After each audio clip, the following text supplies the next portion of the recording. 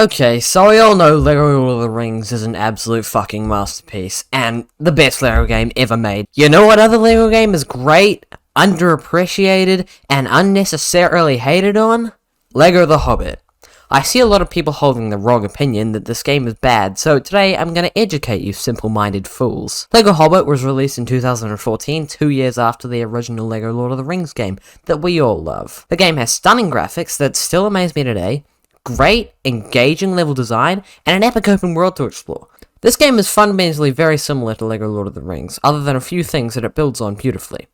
A great example of this would be the forging mechanics. In LEGO Lord of the Rings, you give some bricks and a blueprint to the blacksmith, and he makes a mithril item for you. In LEGO Hobbit, you give him the bricks, and then make the mithril item yourself by timing button presses. It's a small thing, but it's a good way to build on earlier mechanics, and makes the game more engaging. One thing I neglected to mention is that he also takes other items you find by destroying objects.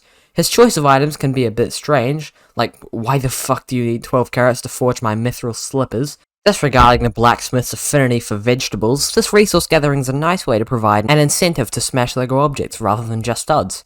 You also sometimes need these items to progress through the story. Also, if you can't be asked, when you finish the story, you unlock a shop where you can just buy these materials for studs. Another thing they can be used for is the LEGO building simulations during levels and free roam quests. I love these little scenarios where you match up the right brick. It's so simple, but really engaging. I mean, it is a LEGO game, right?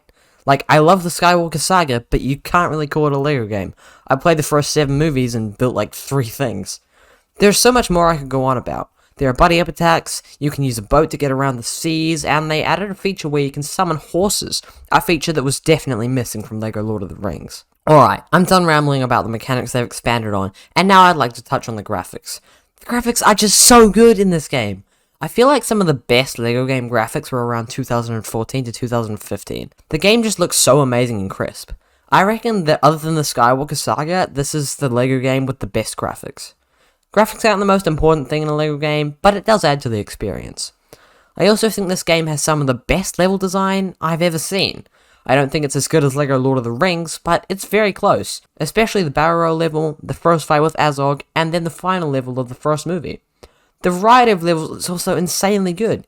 You have levels like An Unexpected Party or Queer Lodgings that are more focused on puzzles, and then you have levels like Barrels Out of Bond or Azog the Defiler that have epic action-packed combat and platforming. To go along with that, you have an epic music score to go along with it. The Hobbit movies have one of the best scores of all time. Try changing my mind. You won't. I think the open world is pretty self-explanatory. It's just really good. I'm pretty sure anyone with half a brain cell agrees with me.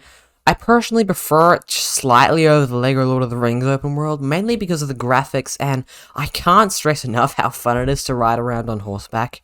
The only thing I don't really like is how the map is laid out.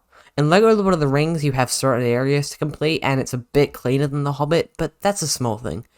The main reason why people hate this game is because the story isn't complete, and they never released the 3rd movie and the DLC like they promised.